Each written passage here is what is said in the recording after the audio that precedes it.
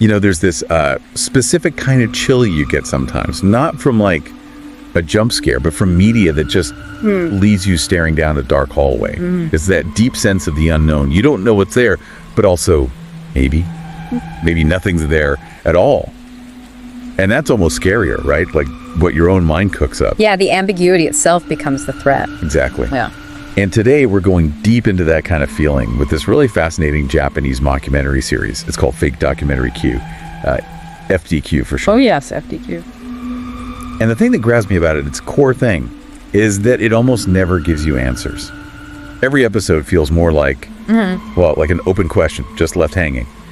How do you think FDQ manages to create this specific brand of horror? Well, I think what's really remarkable about FDQ, like you said, is how it kind of carves out its own niche. It's really different from your typical online ARG. Alternate reality games. Yeah, where you're solving puzzles, finding clues in the real world almost, or even from what people call unfiction, which sort of blends fact and fiction for realism. With FDQ, you don't really get those overt game elements. There are no hidden binary codes, none of that stuff you often see. It's just pure, unadulterated ambiguity. And that, I think, actually makes the unsettling parts stand out even more. It basically makes you, the viewer, try to connect the dots. And sometimes there are no dots. Exactly. Or they lead nowhere you expect. It's such a key difference. It totally changes how you engage with it. So, okay, for this deep dive, our mission, basically, is to try and untangle some of the biggest mysteries, the potential connections in this series. We're going to focus on two really key episodes that have sparked a ton of theories. Right. And then we'll get into those theories themselves, see if we can find any pattern in the, well, chaos. Sounds good. Where should we start? Let's kick off with one that many people find deeply disturbing. Sanctuary.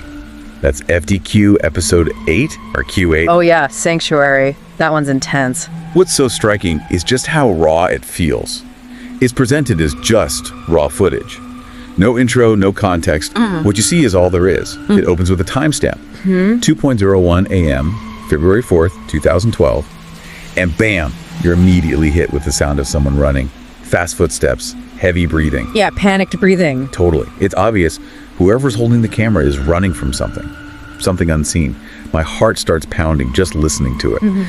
They scramble into a car, put the camera on the dashboard, and then they start backing up.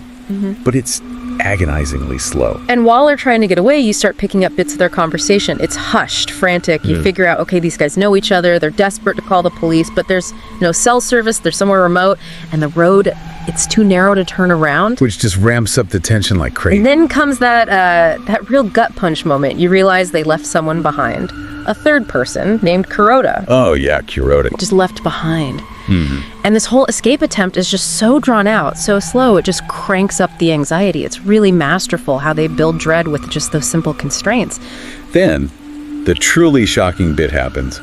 They hit, or they encounter someone in the road. Yeah, it's unclear. It's totally ambiguous. Did they hit them? Was a person already lying there, maybe unconscious, maybe worse? Given how slow they were moving, you just don't know. The camera shakes, and you're just left piecing it together from these, like, fragmented glimpses. And not long after that, you start seeing them. Figures, dressed in white, emerging from the darkness. The figures in white. Which naturally leads everyone to speculate they're part of some kind of cult. Especially with the title, right? Sanctuary. Yeah, good point. It really suggests these guys, the victims, might have just accidentally stumbled onto, sacred ground for this group without realizing the danger. It's a classic horror setup, but the way it's shot feels so immediate and unsettling. And the ending of Sanctuary, it's just profoundly disturbing. The two men in the car, they just go quiet. Then one of the white figures seems to just take control of the car. Gets in and drives. Yeah. And as they're driving back the way they came, you see the person who was in the road being dragged. Ugh, yeah.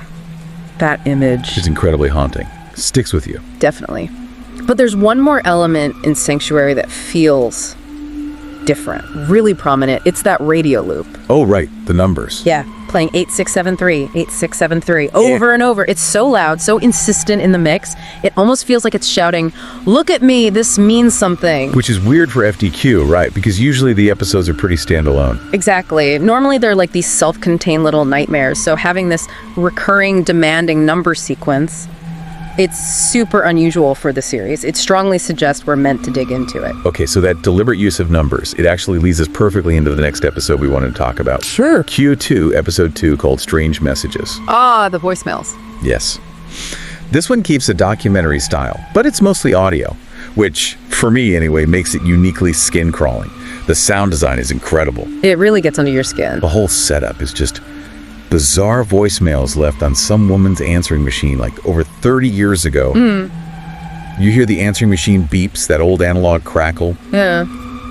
It just adds to the dread, feels really invasive. And the messages themselves, they just spiral you into questions like who left them, why did they suddenly start, then just stop, what is the guy even talking about? It's pure ambiguity again. Yeah. Your mind just rushes to fill the gaps, usually with the worst possible things. That's the core of the horror there, I think. But the part that really fascinates people, the part that always comes up in discussions, is the very last message. Suddenly it's a woman's voice. Right.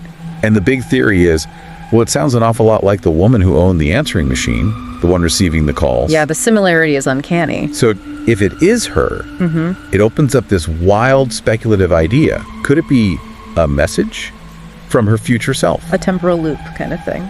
Exactly. It's that kind of mind-bending possibility that just makes your brain itch, you know? It's a cool theory, but even setting that aside, there's something else concrete in those messages. Another number sequence. Ah, yes. 6451. 6451. Just like in Sanctuary, it's pretty prominent. It reinforces that weird pattern we saw before.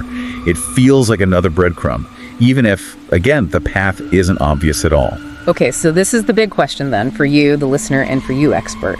These numbers, 8673 from Sanctuary, 6451 from Strange Messages, are they just random audio glitches? Or are they something more? Are they deliberate clues? Threads meant to maybe tie together a bigger story hidden inside FDQ, tapping into our need to find patterns? That really is the million-dollar question, isn't it? And the main theory, the one you see everywhere, comment sections, Reddit, especially the True Fake Documentary Q subreddit, like User Paradise Demons, big post-compiling stuff, Right. is that these numbers point to other episodes in the series, which is a really interesting idea, right? It plays right into how we try to make sense of things and pose order. So how does that break down? Let's start with Sanctuary's 8673. Okay, so the theory goes 8673 points to episode 8, which is Sanctuary itself, episode 6, Bivoak, episode 7, Obscure, and episode 3, What the Deceased Left Behind. Okay. Any immediate connections jump out? Well, episodes 3 and 6, What the Deceased Left Behind and Bivoak, they both happen mostly in the woods. Ah, like Sanctuary. Exactly. So Yeah. there's a potential setting link there. But Yeah. then episode 7, Obscure, that one's about analyzing a weird blog. Yeah. Someone hired to edit bizarre photos. Doesn't seem to fit the outdoor theme at all. And crucially, even if you watch those episodes 8, 6, 7, 3 in that order or look for connections, no obvious answers really emerge. It's still super speculative, which honestly is part of the fun for a lot of fans. Okay, so that's 8673. What about the other one? 6451 from Strange Messages. Same idea. Pretty much the same logic. 6451 is theorized to point to episode 1, Cursed Video, the pilot, episode 6, Bivoak, again the woods one, episode 4, Exorcism, which is found footage from an exorcist, and episode 5, House of Mirrors, about a guy exploring an abandoned house full of mirrors. Lots of supernatural vibes in those. Yeah, definitely. That's pretty common for FDQ overall, though. But again, watching 1, 6, 4, and 5, it doesn't really unlock some grand narrative or give you solid answers. It just leaves you with, well, more questions, basically, which seems to be the whole point of the series. So, okay, if the direct episode links are maybe a bit of a dead end for finding concrete answers, what else are people thinking?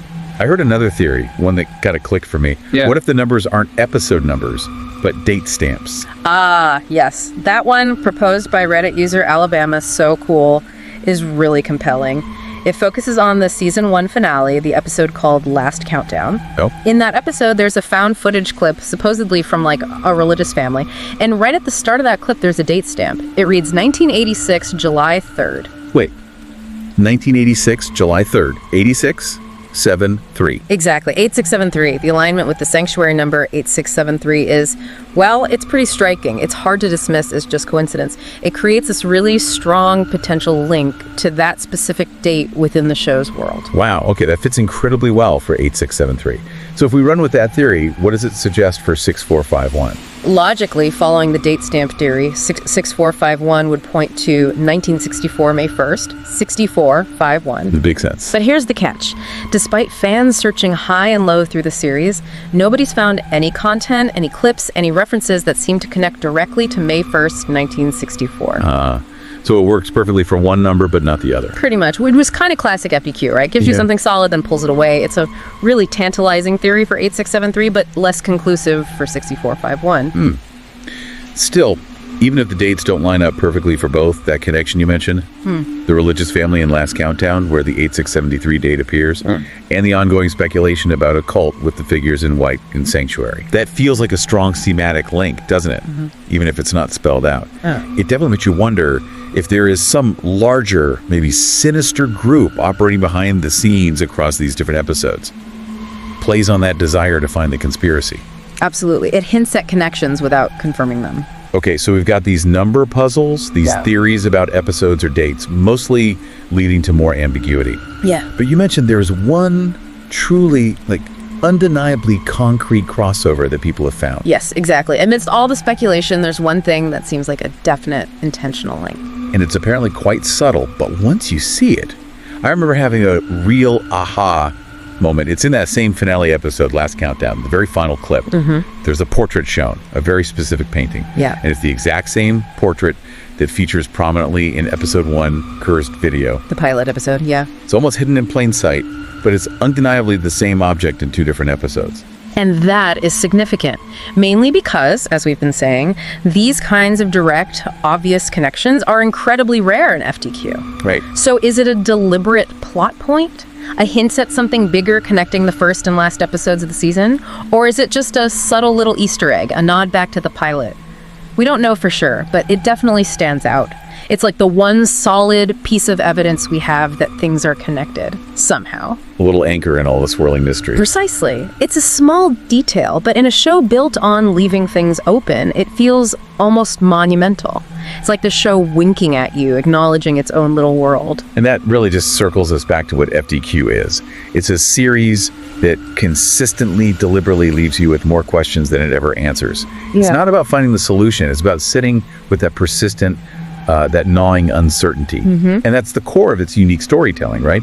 It plays on our brain's need to find patterns, but then it uses the absence of clear answers to breed this sense of unease, this anxiety.